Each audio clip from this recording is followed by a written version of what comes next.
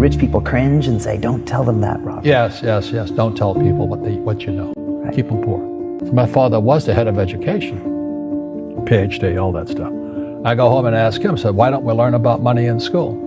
And he looked at me and says, because the government doesn't let us teach that subject. The government tells us what we can teach and what we can't teach. And I thought that was strange. And I said, but aren't we going to school to learn about money? He says, no, your job is to get a job. I said, but you get a job to earn money. He goes, no, you're supposed to just get a job. I went, no. Isn't the purpose of a job to earn money? He goes, you're correct. I said, so why don't I just learn about money? I can skip the job part. And he got flustered and he said, if you want to learn about money, why don't you ask your best friend's father about money? And I said, why? That's Mike. I asked him. He says, because Mike's father is an entrepreneur. And I said, what are you? He says, I'm an employee. I'm a government employee. And I went, oh, what's the difference? He says, the difference is an entrepreneur must know about money, or they're no longer entrepreneurs. And he says an employee doesn't have to know anything about money, because the government will take care of them, the company will take care of them. So I'm all confused. But I took my dad's advice and I trundled over to Mike's father's office and knocked on his door and I said, hey, I'm here, 9 years old, teach me about money. He says, beat it, kid. But that's where the story of Rich Dad, Poor Dad started. And finally, through persistence, my rich dad started teaching me about money on one condition. And that condition was he would never pay me. He says, the moment I pay you, you think like an employee. He says, that's the trap. Entrepreneurs work for free. And now I'm 9 years old, my head's going cracking in half. He says, you never want a paycheck. You understand that, kid? I said, okay, I got it. And he says, well, how do I make money? He says, that's what entrepreneurs figure out. How do I learn about money? He would just break out a Monopoly game board. I would work for free. I'd pick up cigarette butts, and he had hotels and restaurants, and I would clean and do menial tasks. And as I got older, I started getting into office work and marketing and accounting, and I was an apprentice basically, but I always worked for free. And he would teach me about money. But the way he taught me about money was playing Monopoly. And finally one day I got upset. I said, well, when are you going to teach me about money? He says, what do you think we're doing? We're playing Monopoly. He goes, no. What do you think we're doing? We're playing Monopoly. He says, what do you think we're doing? I don't know. I'm teaching you about money. And then that's when, you have one green house. He says, there's many formulas for great success in money. There's thousands of them. But one of the best ones is found on the game of Monopoly. It still is today. 4 green houses, 1 red hotel. I said, what? He says, one of the greatest ways to acquire great wealth is playing Monopoly in real life. 4 green houses, 1 red hotel. Is that all there is? He goes, that's it. And he says, what do you think I'm doing? And I went, I don't know. Then he took me out and he showed me his green houses. And 10 years later, when I was 19, I was now in school in New York, and I come back to Hawaii, and Rich Dad had bought the biggest piece of land smack dab in the middle of Waikiki Beach. And when you go to Waikiki Beach today, you'll see the Hyatt Regency Hotel. That was his hotel. Just like the game of Monopoly. Just like the game of Monopoly.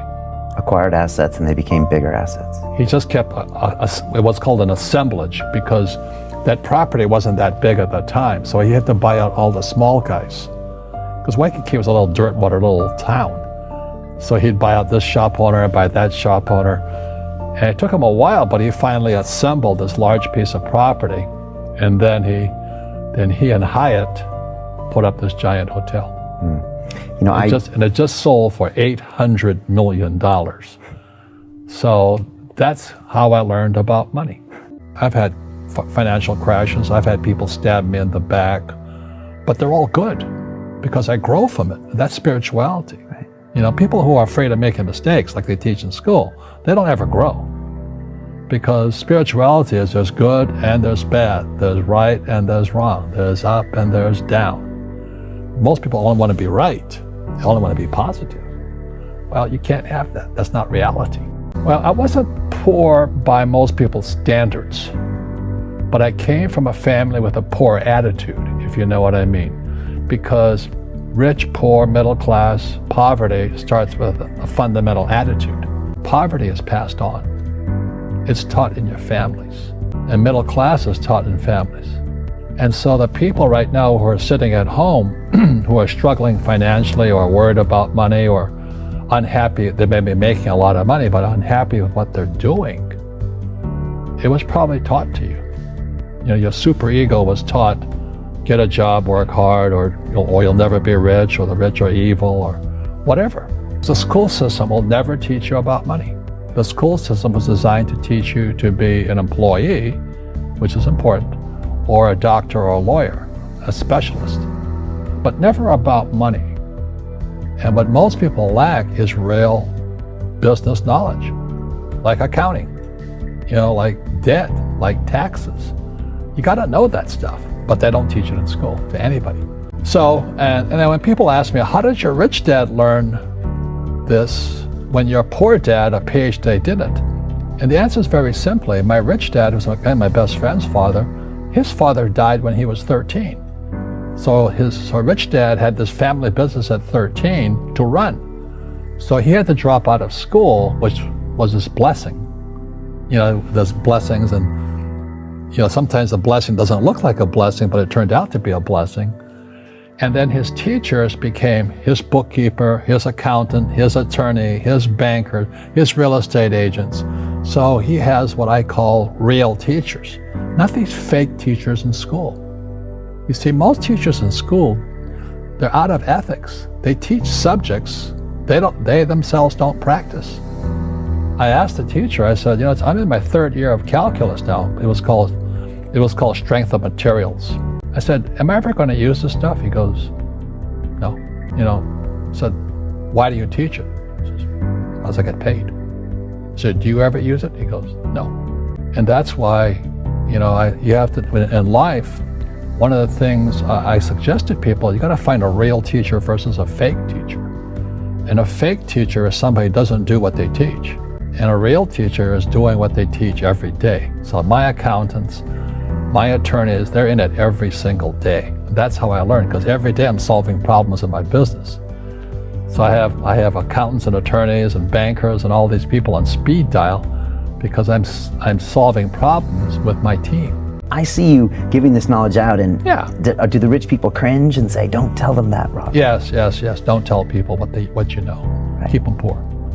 But unfortunately, the poor, as was in the Bible, I'm not real religious, the poor will always be amongst us because it starts up here. Right, it's that fear mentality.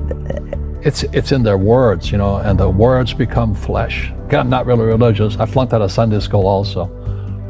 But when they say I can't afford it or I can't do that, they go down. They become what they say. My PhD daddy says, what do you think I am, made of money? I can't afford that. And my rich dad would say, that's why he's poor. Poor people say, I can't afford it, I can't do that, I don't have time. Because it's an escape. It's an escape, you know what I mean? It's easy to say, I can't afford it. And your rich dad used to say what instead of, I can't afford it? How can I afford it? How can I do that? What would it take, or why should I do that? He says that a question opens the mind, a statement closes the mind. See, when you say, I can't afford it, your mind shuts down, and you become what you say. Rugby is a team sport, but so is soccer. The rules are different. And other people are golfers. They play by themselves. And so everybody's different. So my game financially is business, number one. Second is real estate. So what I say to young people is, you find your game.